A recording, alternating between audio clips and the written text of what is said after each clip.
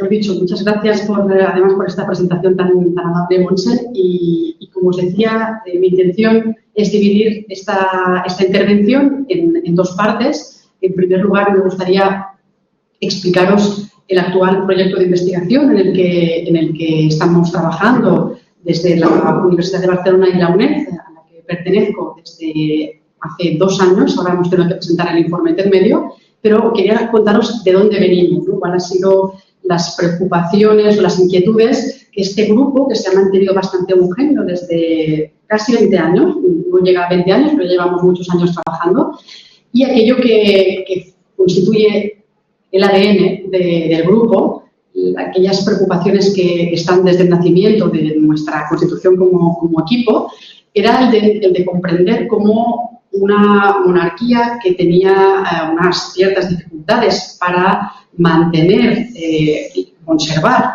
la totalidad de unos territorios que se habían agregado a la monarquía de los Habsburgo españoles, cada uno según circunstancias distintas, cómo había conseguido esta monarquía perpetuarse, mantener y conservar una territorialidad, unos territorios, ¿no? Y creíamos que era oportuno explorar que eso, lógicamente, no se hacía solamente por la vía de la fuerza, sino que existían una serie de estrategias culturales, visuales, simbólicas, que contribuían a fortalecer esos vínculos, de este sentimiento de pertenencia, incluso en ocasiones unas ciertas afinidades o ciertas identidades de sujeción a un ente político como era la monarquía de los Habsburgo. Eso es lo que estaba desde el principio. Y en los orígenes, la alianza se produjo fundamentalmente entre historiadores de la cultura del Departamento de Historia Moderna de la Universidad de Barcelona y lo que poco a poco fue, tras la incorporación de un equipo del Departamento de Historia del Arte de la UNED, la colaboración con este equipo embrionario también de historiadores del arte que pudieran aportar un análisis distinto a las fuentes que manejábamos, que, como os decía, en origen eran fundamentalmente fuentes visuales, eran aquellas con las que trabajábamos.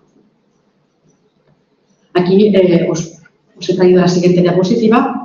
Veréis el nombre del actual proyecto. Como veis, es un proyecto coordinado. Uno de ellos, el primero, que es Poder y Representaciones Culturales, que, como digo, es el paraguas bajo el cual nos hemos encontrado proyecto tras proyecto, año tras año. Y concretamente el grupo de Barcelona es el que está trabajando en las comunidades sensoriales y la comunicación política, que fundamentalmente está formada por historiadores de la política, historiadores de la cultura, y el otro pie del proyecto coordinado, lo constituye el de la UNED, en el que trabajamos más las cuestiones relativas a los escenarios sensoriales y circulación de objetos de las élites hispanas de la Edad Moderna que contribuyan a cohesionar la territorialidad de la monarquía. Tenéis en la página web, por si alguno a posteriori quiere ver, ¿no?, qué estamos haciendo, cuál es nuestra agenda, cómo estamos también logrando, ¿no?, nuestros propios resultados en publicaciones y en congresos.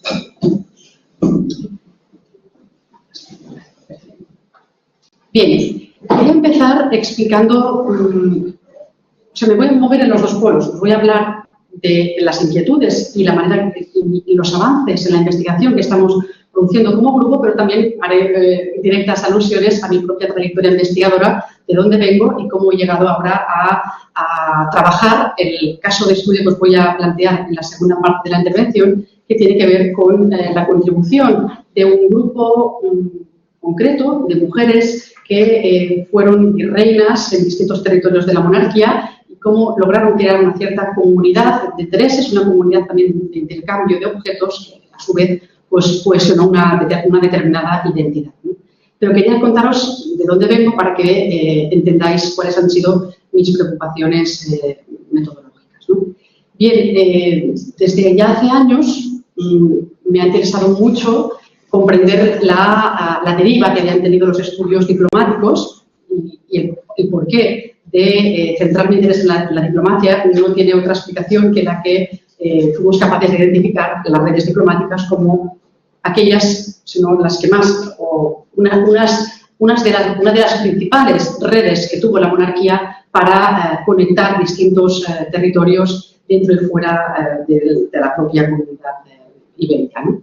Entonces, centrarse en la diplomacia tenía una relevancia importante cuando este grupo estaba especialmente interesado, como veremos dentro de poco, en el concepto de las transferencias culturales al que dentro de muy poco me voy a referir también.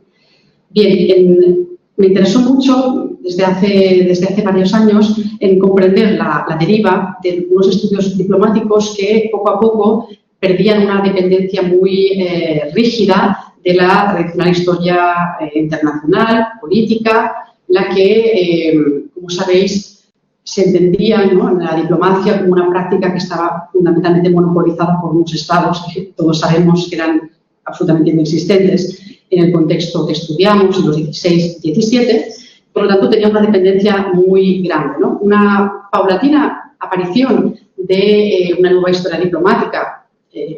He traído el libro de Frigo que veis en la pantalla, el año 2000, que es el momento en el que empieza a acuñarse ese término, se empieza a hablar, como veis, ya pasaron más de 20 años, por tanto, de nueva no tiene mucho, pero es importante entender que en esos años ya se empieza a generalizar este término.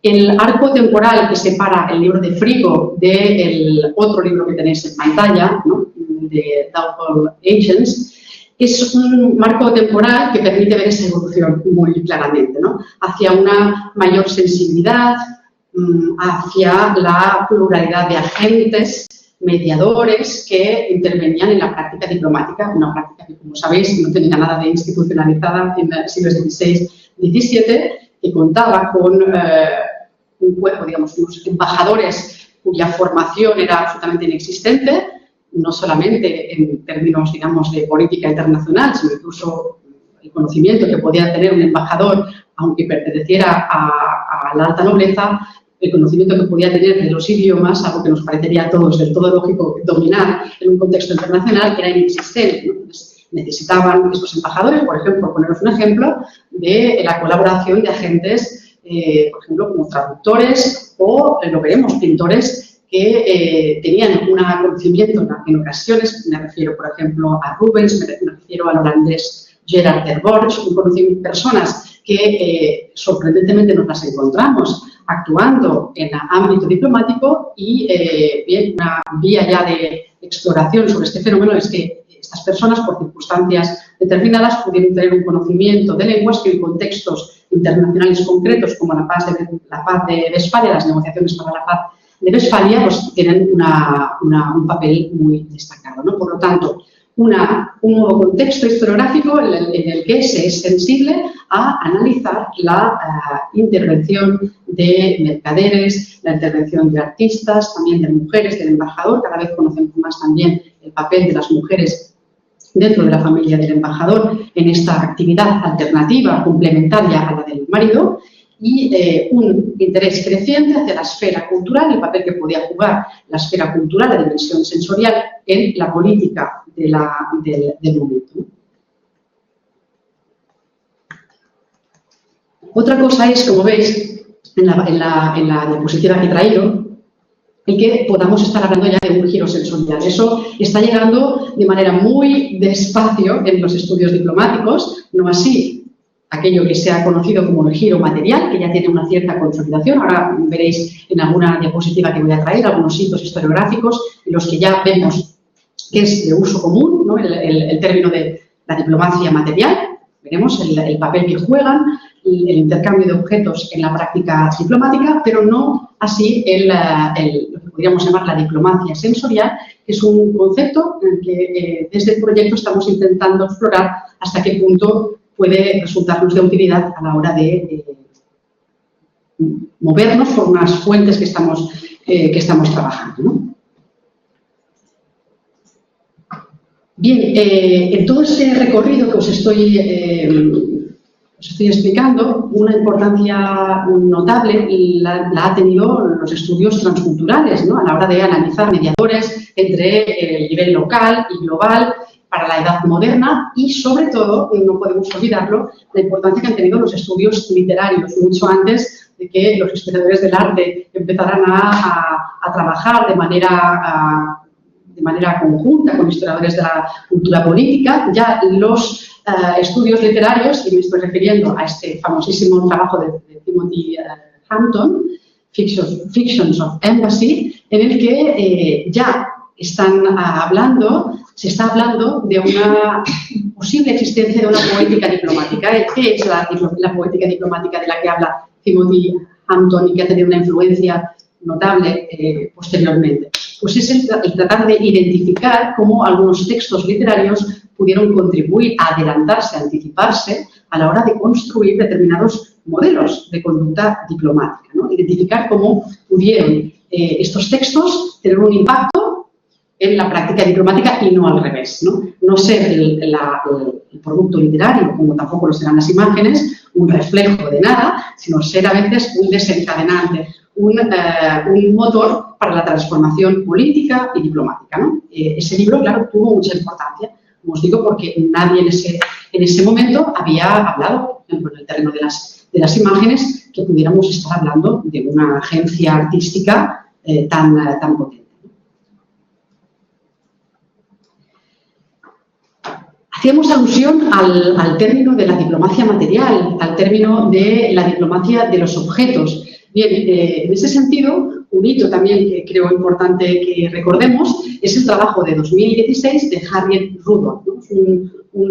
Un trabajo en el que ella directamente pues, analiza el papel de la cultura material, ¿no? Como una fuente capital para los estudios de la historia diplomática y intenta, ¿no?, colocar ya en el centro del debate el mundo de las sensibilidades, el mundo de lo material y lo artístico, ¿no?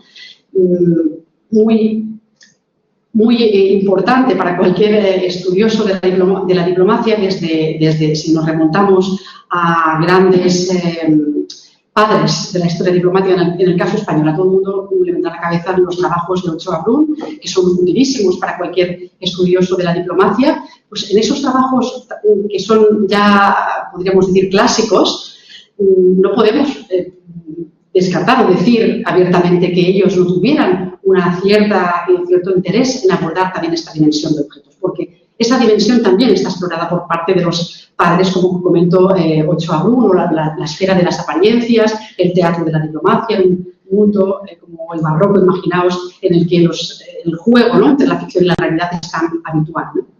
Lo que faltaba, y ese es el empeño que tiene Harriet Rudolph y quienes vendrán a continuación, es colocarlo en el centro del debate y decir, no solamente es una parte positiva, una parte más añadida de la práctica diplomática, sino que es una parte central, como tal tenemos que abordarla, ¿no? De allí el que quiera un poco especificar que no todo es nuevo, pero se han dado pasos adelante para reafirmar la importancia de esta diplomacia material, ¿no?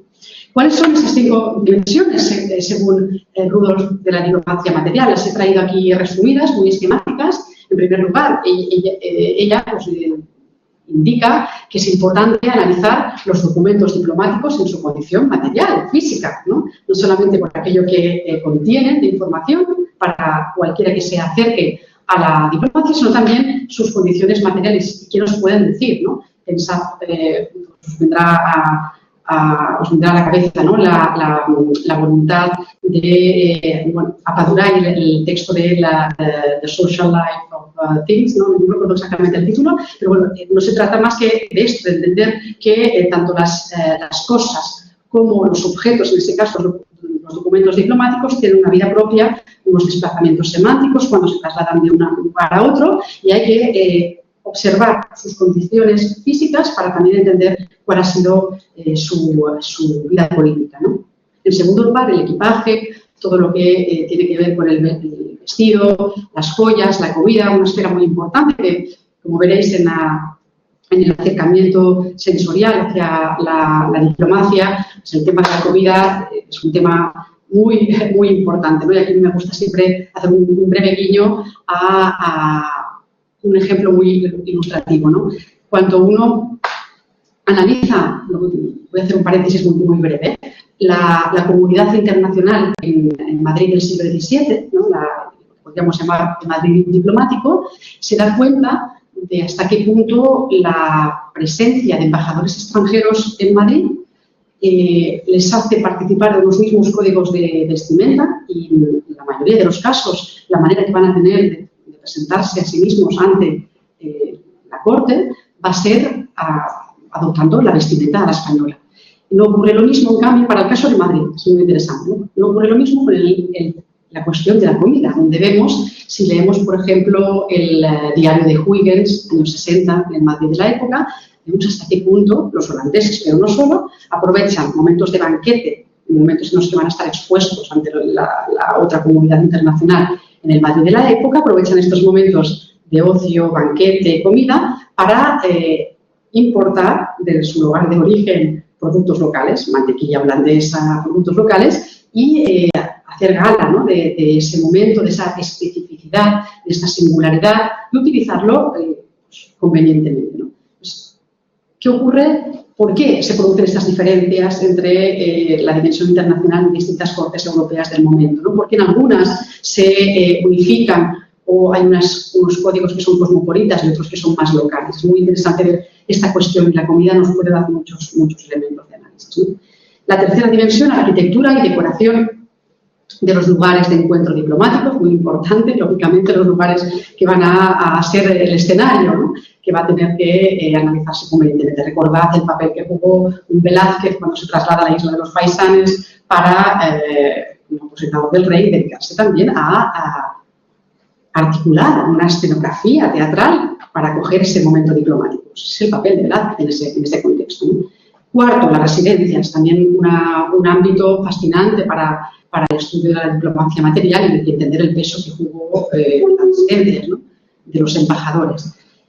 Y, cómo no, la quinta dimensión, la de los regalos, la importancia que tiene el intercambio de regalos en ocasiones afortunados, exitosos, otros regalos fracasados, cómo se maneja a nivel político ese dar y recibir, en función de si quieres forjar una alianza determinada o lo que quieres es todo lo contrario, hacer palpable que se avecina, se acerca una rivalidad, una confrontación, ¿no?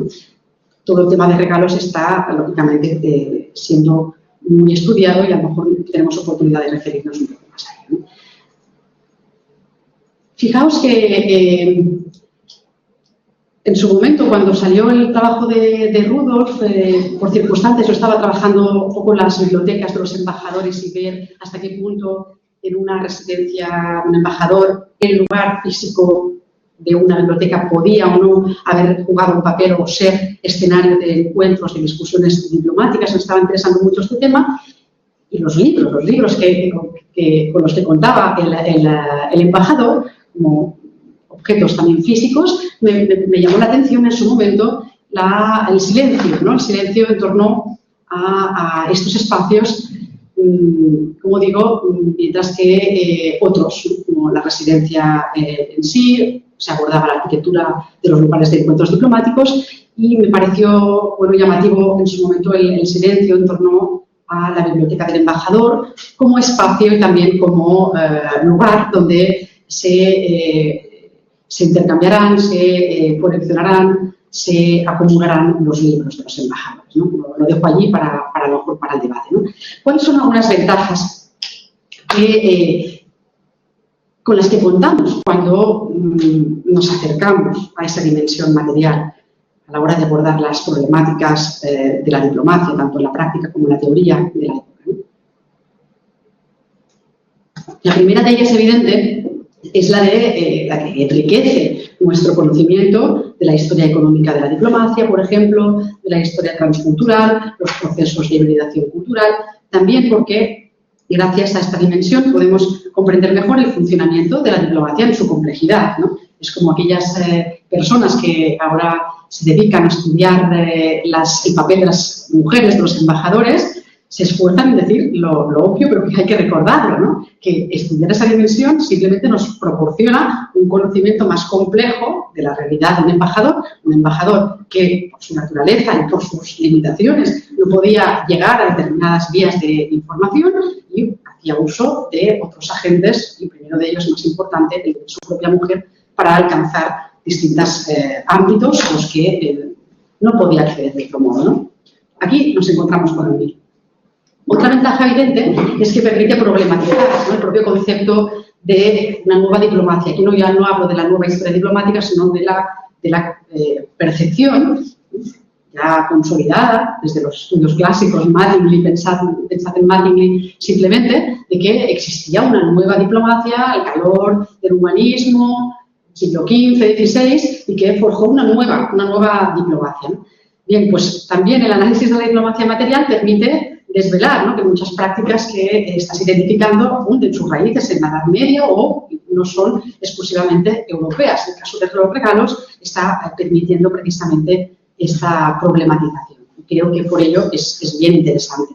¿Cuáles son algunos riesgos? Hablamos de ventajas, algunos riesgos claramente serían el de separar en exceso las prácticas materiales de la esfera política, no trabajar de manera conjunta, ¿no? Y hay muchos congresos, encuentros científicos de historiadores del arte que se dedican a analizar, pues, el intercambio de objetos artísticos. Su foco es el objeto artístico, pero no mantienen un interés vivo en tratar de analizar qué impacto tienen en la vida diplomática, realmente, ¿no?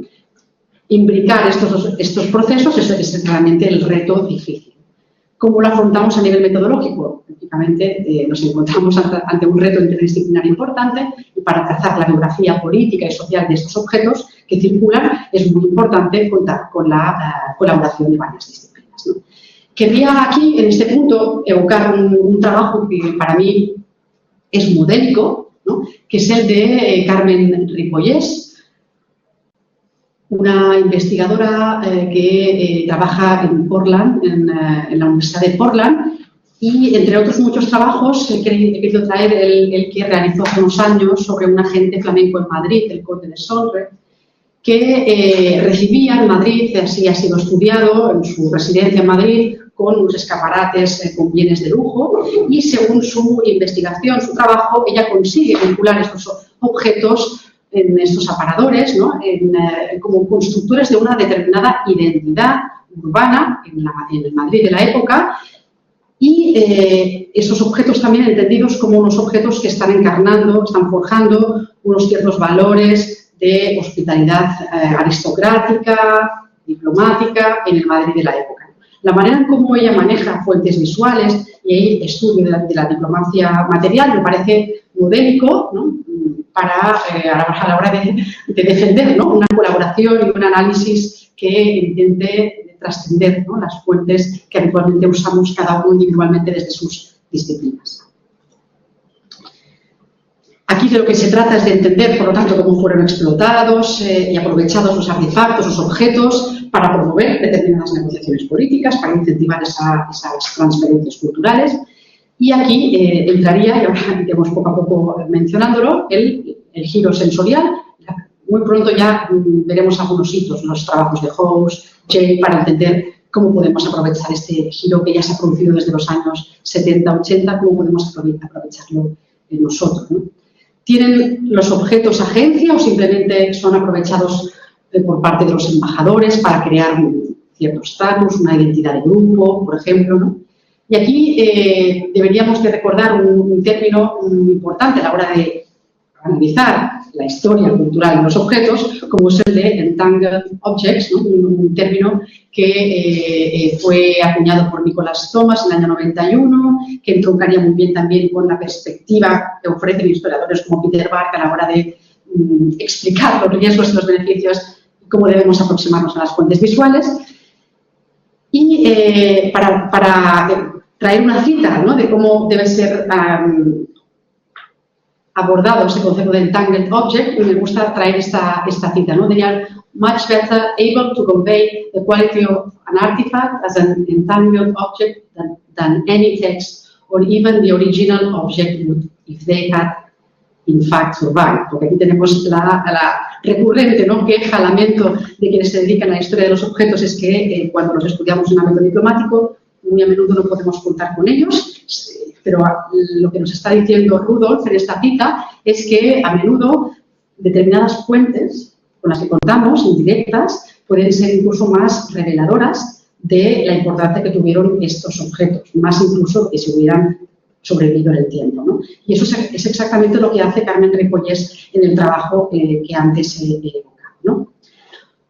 Rápidamente, para no aburriros demasiado, algunos hitos fundamentales. Un año fundamental en este giro visual o material o veremos sensorial, fue el año 2016, un año en el que sorprendentemente aparecieron muchos trabajos importantes. Estoy hablando del monográfico de y Clark, ¿no? En el que están defendiendo un acercamiento visual y material, y que este acercamiento sea central entre estudios diplomáticos. Ellas creen que el objeto debería ser el punto de partida del análisis y no el contrario, ¿no? Ese trabajo fue muy importante.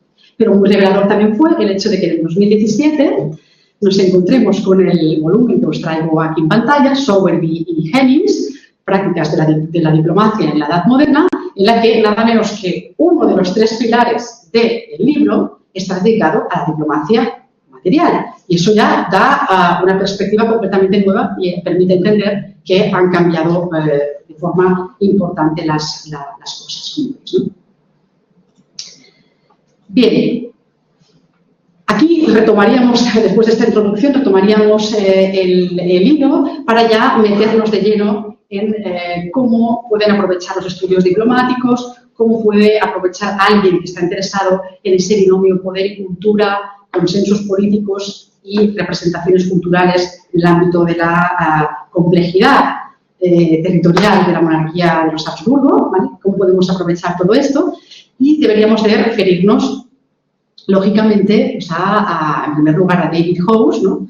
Que habló, ¿no?, de esta revolución sensorial desde el año 2006, o el giro sensorial, tal como lo denominó Martin Jay en las ciencias sociales, un doble enfoque, ¿no?, como indico aquí, que está proponiendo, por un lado, una aproximación cultural a las percepciones sensoriales y también una aproximación sensorial a las construcciones culturales y materiales. El tándem también Howes-Classen, sonarán los trabajos de Classen, también han sido también muy paradigmáticos, ¿no?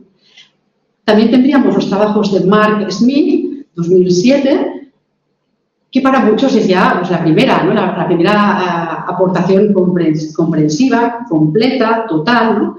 Y una prueba de ello es que el debate ya es abierto sobre la pertinencia, ¿no?, de esta categoría de una historia de los sentidos o la historia sensorial, ¿no? En este trabajo de 2007 te está ahondando en delimitar bien, ¿no?, a qué estamos denominando cada cosa, ¿no? Alguna bibliografía también importante que deberíamos de tener claro sería la parte del trabajo de Howes. Aquí he aportado el artículo publicado en Senses and Society, Martin Jay de nuevo, y tendríamos también, si habláramos no de la giro sensorial en general, sino ya del estudio de dimensiones particulares, de sentidos específicos, los trabajos también clásicos de Alan Corbin, El perfume o El miasma, Sidney Mills, Dulzura y poder, en lugar del azúcar en la historia. Son trabajos ya clásicos, como veis, que han desencadenado numerosa historiografía, bibliografía sobre el tema, a la que no vamos a referirnos ahora.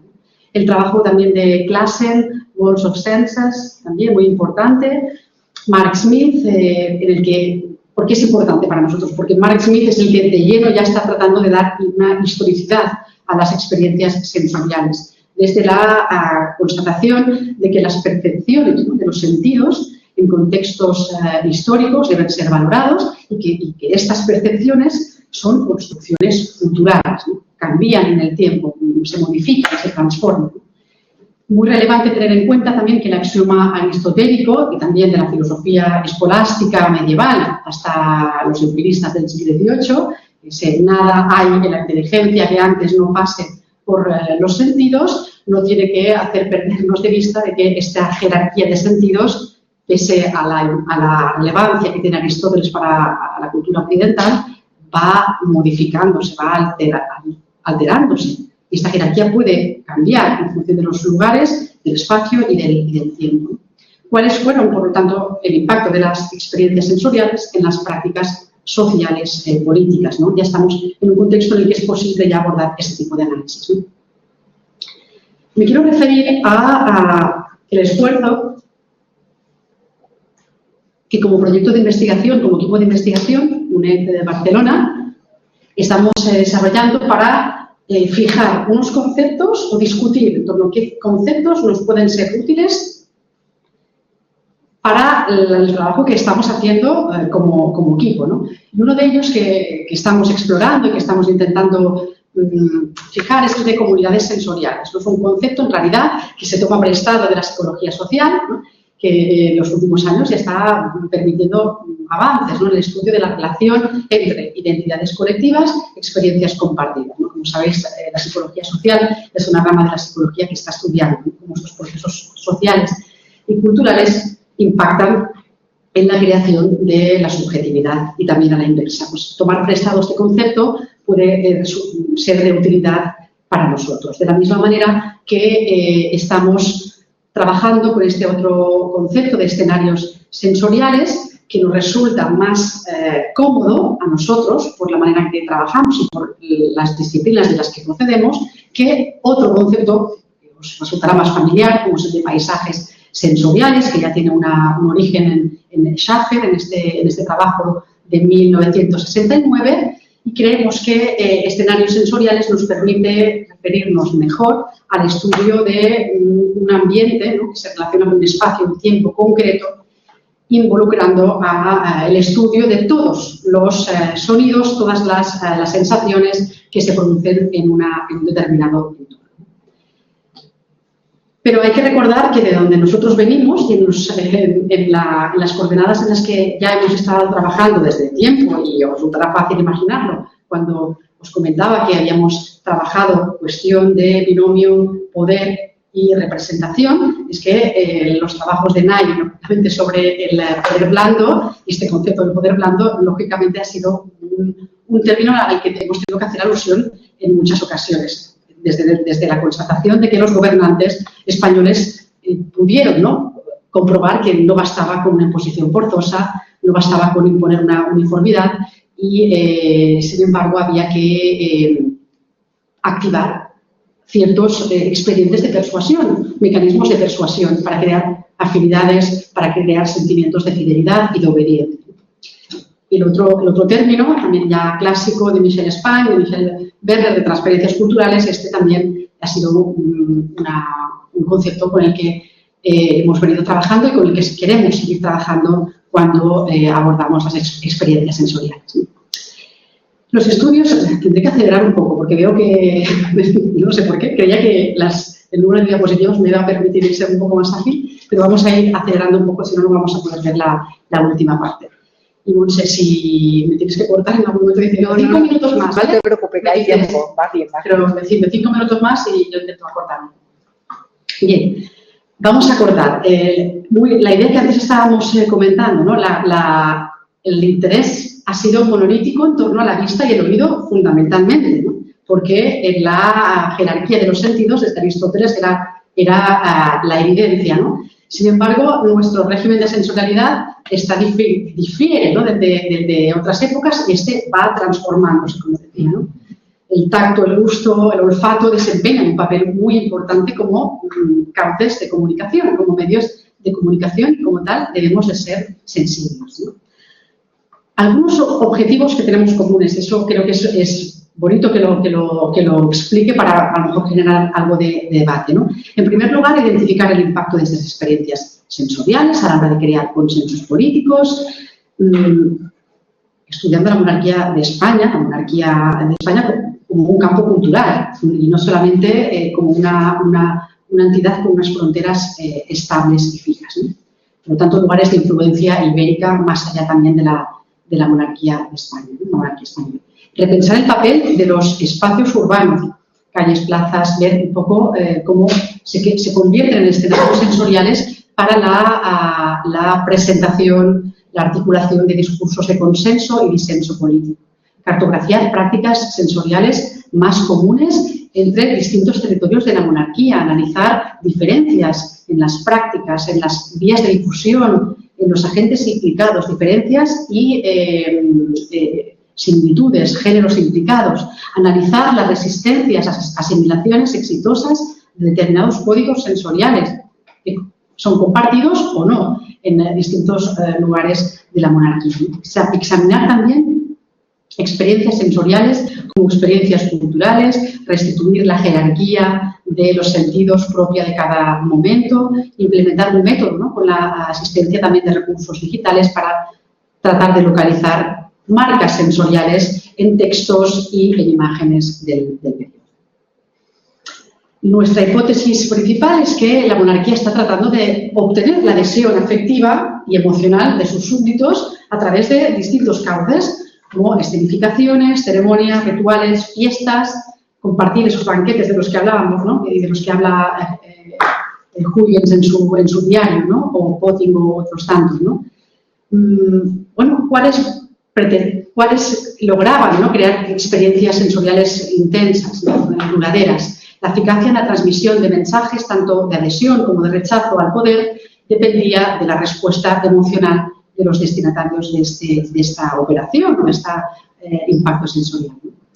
Otras hipótesis secundarias serían aquellas que permiten, ¿no?, explorar la existencia de unas élites que aprovechan la circulación de objetos para crear redes de poder y de influencia, configurando lo que podríamos denominar una comunidad sensorial común, o unas redes diplomáticas que se erigen como una de las principales redes de difusión de estos códigos sensoriales. Y aquí ya veis cómo esos orígenes más influidos por los estudios diplomáticos también tienen una utilidad a la hora de abordar las transferencias culturales y la creación de comunidades sensoriales en la monarquía, ¿no?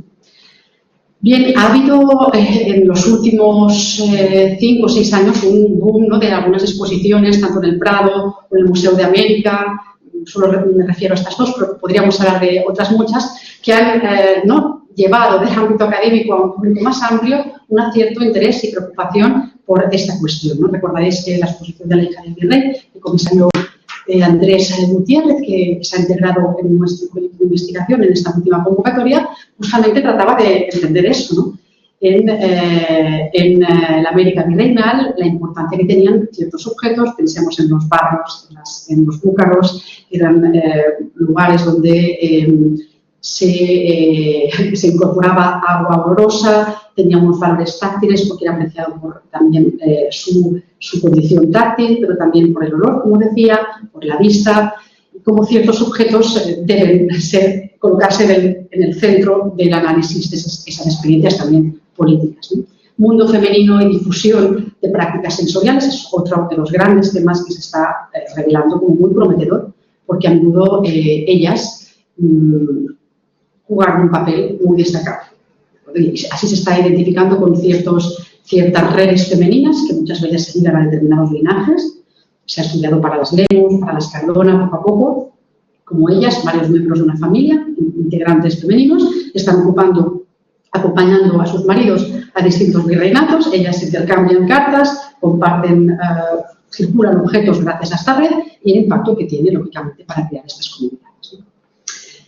Vamos avanzando. Aquí ya entramos, ¿no?, en la cuestión, yo creo que lo he anticipado al principio, ¿no?, que quería traeros hacia el tema que me estaba interesando más ahora, de algunas virreinas.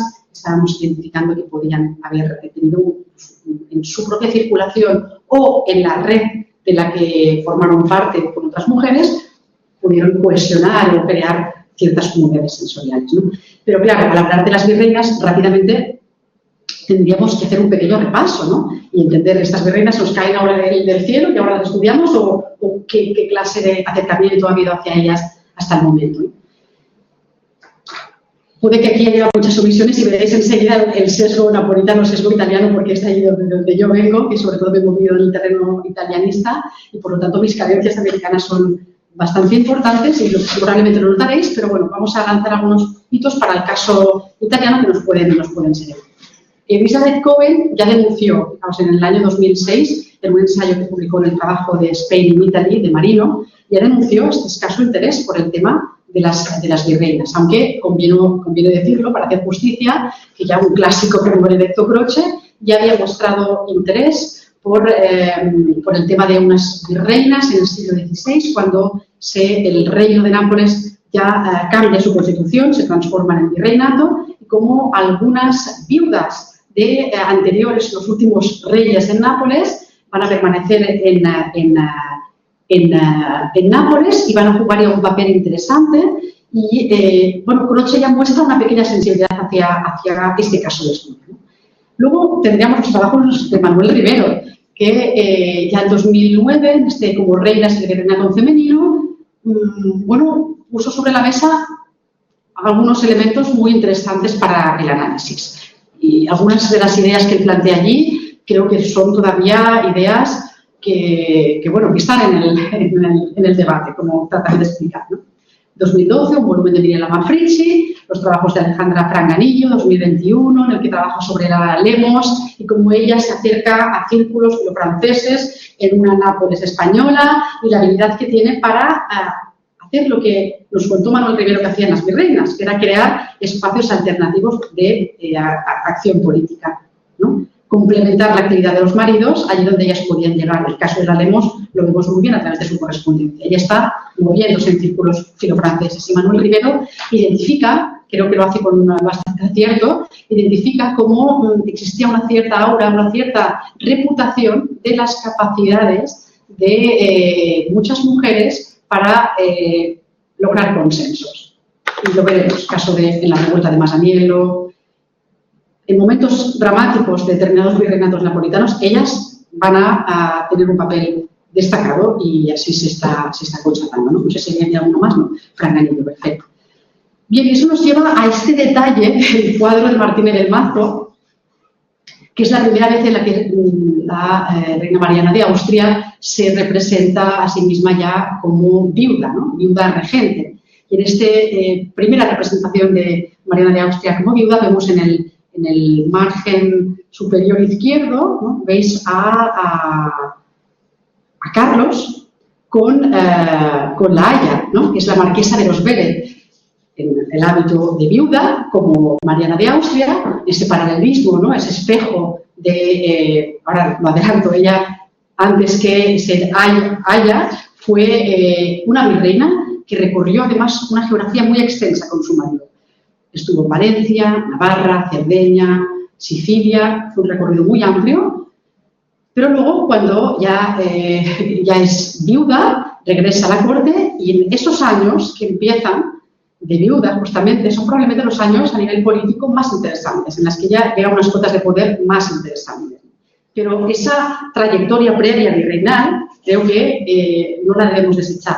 Esa circulación, esa movilidad que ella tuvo, a menudo no nos damos cuenta de la importancia que pudo tener para su papel político y artístico posterior, ¿no? Pero esa idea del espejo con la que trabaja Manuel Rivero, creo que en este cuadro pues, nos da mucho juego, ¿no? Ya que hemos mencionado lo de Rivero rápidamente, quería ahondar, ¿no? En esta idea de cómo Rivero indicaba, ¿no? Que la virreina en sí publicitaba su naturaleza de poder definido por lo que él llamaba unas relaciones discretas, ¿no? Que se fundaban en lazos que quizás ellas tenían un papel para crear, ¿no? Y profundizar en unos lazos en situaciones de crisis en las que ella va a mostrarse como una persona que cohesionaba las diferencias, ¿no? En varios pasajes de los trabajos de Rivero vemos cómo esta mujer que en el fondo tiene que tratar de administrar la casa, preocuparse de la casa, del patrimonio de la familia, cuando el marido va a desempeñar una función determinada en la administración de un virreinato, por ejemplo. Esa labor que ella va a desempeñar le va a permitir, ¿no? Proyectar una imagen de sí misma como alguien que vela por el patrimonio familiar, pero que por extensión está velando también por los súbditos. No sé si me estoy explicando muy bien, ¿no? Pero eso es una idea que es muy interesante para nosotros, porque en la medida en que ella es vista no solamente como la que va a proteger, ¿no? La continuidad del linaje de la familia, sino también, por extensión, los súbditos, aquí ya se nos abre, ¿no? Todo un abanico de posibilidades para entender cómo se mueven ellas, ¿no? Y en ese sentido, bueno, he traído aquí algunos tratados para el caso napolitano, que es el que más ha trabajado, cómo se puede rastrear la importante presencia de la mujer en distintos ámbitos políticos. Aquí he traído un doble retrato del virrey de Cataluña, que morirá en la guerra en 1640, siendo virrey, y dejará viuda a Catalina Fernández de Córdoba, la duquesa de Cardona, a la derecha, la vemos aquí, y el papel que ella va a desempeñar en ese momento crítico, manipulada, orquestada por el conde duque de Olivares, que va a comprender la valía política que tiene esta mujer a la hora de tratar de reconducir una situación con las autoridades políticas catalanas y tratar de que no se rompan esos vínculos de fidelidad. Lo interesante es detectar cómo distintos hijos de esta mujer van a desempeñar también cargos como virreyes de Nápoles, embajadores en Roma, y cómo ellos en su correspondencia siguen evocando a la figura materna como una figura que se movía, incluso en la literatura política, como perro por su casa, y cómo la recuerdan, ¿no?, como un ideal político, ¿no? Eso en primer lugar. Pero luego, en el contexto que he traído aquí a la derecha, vemos a una imagen, en el contexto de Masaniello, nos encontramos con que también el virrey creyó oportuno mandar a la duquesa de Arcos, la condesa de Arcos, perdón, mandarla a tener una reunión con la mujer de Masaniello y tratar de reconducir una situación, ¿no? Hoy vemos un contexto de revuelta, de nuevo otra mujer que va a jugar un papel, ¿no? Y es interesante porque tengo aquí también una cita, no sé si tenemos tiempo de leerla, en la que vemos, ¿no?, que la duquesa de Arcos, en una carta a su tío, el duque de Cardona, que está en ese momento en Madrid, le está informando del asesinato ya de Masaniello en 1648 y da por concluida la revuelta, le está calificando como un pícaro, ¿no?, que manifestaba, decía en palabras, la duquesa de Arcos manifestaba desde su punto de vista Masaniello un desprecio por el pueblo. Y es curioso que, por un lado, nada nos dice, ¿no?, del encuentro con la mujer, ¿no?, del jefe revolucionario, pero no le duelen prendas a la hora de manifestar, ¿no?, y denunciar el fracaso del marqués de los Vélez cuando trató de sofocar la revuelta de Palermo, ¿no?, quien dejó, según sus palabras, que el pueblo se hiciera con todo, siendo incapaz de persuadirlo para volver a la obediencia, ¿no? Como una mujer, aquí se está refiriendo a unas estrategias fracasadas de persuasión por parte de otros virreyes, ¿no? Es como hay un camino de ida y vuelta, ¿no? Bien, aquí quería traer, ¿no? Ahora vemos como este matrimonio virrey y virreina en un subgénero retratístico del que todavía sabemos poco, pero creo que es cuestión de tiempo que vayamos descubriendo más casos, nos puede fortalecer esta idea de la importancia de esta pareja, no solamente el virrey. Traemos aquí el retrato del virrey, el conde de Miranda, el rey de Nápoles, con su mujer, ¿no? Veis en este retrato que en el fondo está replicando, ¿no?, el famoso cuadro pintado por Tiziano con Isabel de Portugal y Carlos V. ¿No? Está replicando este mismo modelo, pero hasta hace poco no solamente no éramos sensibles a estudiar el virreinato napolitano desde la perspectiva de la virreina, sino que desconocíamos que eso pudo generar pues, nada menos que una retratística en la que les vemos a los dos, ¿no?, pues casi en igualdad de condiciones, ¿no? Este sería otro ejemplo, no de virreyes, pero sí de los duques de Alba, cómo se retratan en un retrato parecido, doble, es un detalle de un cuadro más grande, que es una donación que van a hacer al tesoro del Duomo de Nápoles. Hay un ejemplar en Nápoles y otro en la colección de Pastrana, pero que nos está indicando que ellas eran tenidas en cuenta y hay que analizarlas, ¿no?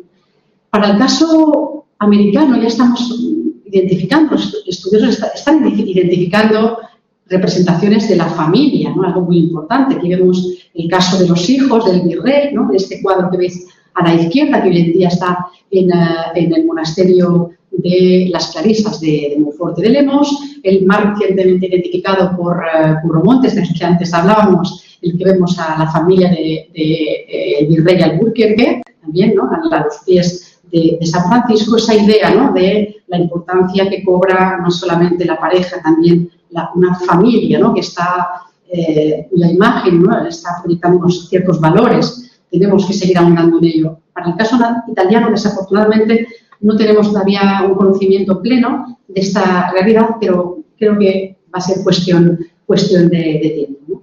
Aquí veríamos un cuadro que recordaréis, es conocido con el nombre de homenaje a Velázquez o familia del virrey Santisteban. Ya para la mayoría de estudiosos ya hay una cierta consenso en el que estamos delante de una imagen del virrey con su hija y probablemente una criada, ¿no? Pero eso nos permite un poco ver esa dimensión, ¿no? Montse, no sé si puedo seguir adelante o creéis que ya deberíamos de cerrar. Llevamos una hora, son las 5. Yo creo que 10 minutillos como máximo. Sí. También la cuestión del cansancio, que luego tenemos que escuchar a... Yo me toca después de conferencia y estoy encantadísima, así que por mí. Bueno, si os parece 5 o 10 minutillos sí, y ya cerramos y damos tiempo para una ronda de preguntas. Estupendo.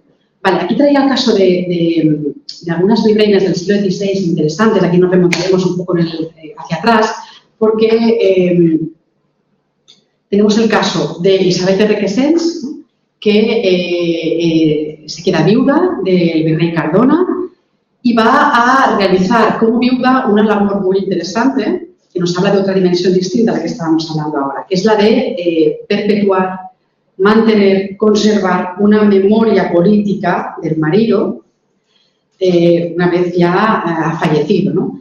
Y esa es una operación interesante porque choca contra muchos de los ideales si pensamos en los tratados de Astetes sobre la viuda y cómo debe comportarse la viuda. Vemos como muchas virreinas viudas que quedan viudas en el ejercicio de sus maridos. Es interesante ver cómo van diametralmente opuestas a esta estrategia, ¿no? Ellas van a desembolsar cantidades ingentes en la magnificencia, en el aparato, nada menos que una operación como la que estamos viendo aquí, que es la de encargar en Nápoles un sepulcro de mármol napolitano, es conocido como sepulcro de Bellpuig, que va a trasladar a Cataluña para el mausoleo de su marido, que va a alojar los restos mortales de su marido. Una operación de este calibre en una virreina viuda es una cuestión muy interesante. Y aquí introduzco también algo que está generando debate, que es ver un poco también qué ocurre con virreyes que fallecen en el ejercicio, virreinas que en algunos casos van a ocupar, ¿no?, de manera interina el gobierno hasta que llegue otro virrey. Son casos excepcionales, pero a veces esta virreina viuda, como el caso de Requesens, permanecerá otros 10 años en Italia, que es algo muy interesante. El caso de la marquesa de los Vélez, como vimos, ella no, ella regresó a España y va a desarrollar pues, una vida política relevante, pero muy interesante esta cuestión también de las viudas, ¿no?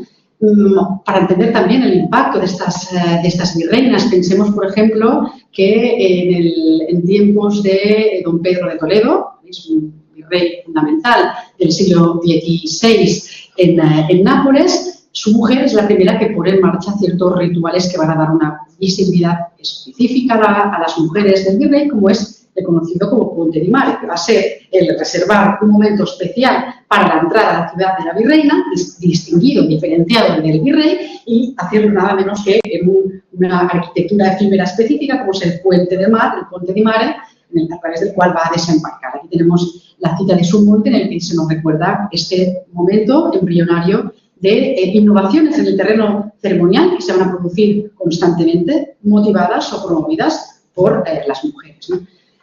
Otro caso paradigmático que podemos evocar es el papel que va a tener, ¿no?, Catalina de la Cerda, mujer del virrey Lemos, en la propia construcción en el año 1600 de la nueva residencia para los virreyes encargada a Domenico Fontana, ¿no?, con los dos patios, diferenciado del anterior palacio que construyó, el Palacio Viejo, construido por don Pedro de Toledo, en el que no había un espacio diferenciado para la mujer. Aquí sí lo va a haber, un patio específico, replicando el modelo palaciego español, pero interesante que ahí se fortaleza también para dar respuesta a unas necesidades ceremoniales de las mujeres en el ámbito palatino virreinal napolitano, ¿no? Muy interesante el papel que ella juega, el libro, ¿no?, en el que encontramos el grabado que proyecto está dedicado nada menos que a la virreina, ¿no? Y aquí tendríamos también el papel de, hemos mostrado antes el retrato de los hijos del virrey que veis en esta imagen. Y también sabemos que en momentos de ausencia de este virrey, es un caso que probablemente Amelia conozca más de cerca de lo que yo pueda conocer, pero sí es un caso paradigmático también en estos casos singulares de mujeres virreinas, en el que en momentos de ausencia el virrey solicita, encomienda a su mujer a desempeñar ciertas funciones que no estaban atribuidas nunca a las mujeres de los virreyes, ¿no? En el caso del 10º conde de Lemos también lo vemos, y es la madre de los niños que vemos representada en esta imagen, ¿no? Bueno, con esta panorámica que no ha podido ser muy completa, pero por lo menos ha intentado mostrar, ¿no?, quizás no he sido suficientemente incisiva en el tema del conocimiento mutuo que tenían, ¿no? Algún guiño hecho cuando me refería a cómo la marquesa de los Vélez opina, ¿no?, de la actuación de otras cortes virreinales y de cómo ellas tienen un conocimiento común que a menudo, desgraciadamente, tiene menos que ver con un sentimiento de pertenencia a un supuesto cuerpo político de virreinas, sino que tiene que ver con que coincidieran en determinados virreinatos mujeres que pertenecían a un mismo linaje, como es lógico, pero es muy interesante ver el papel que van a jugar estas mujeres a la hora de activar esta circulación. Yo creo que con eso ya podemos cerrar. Y perdonad si he ido allí un poco más.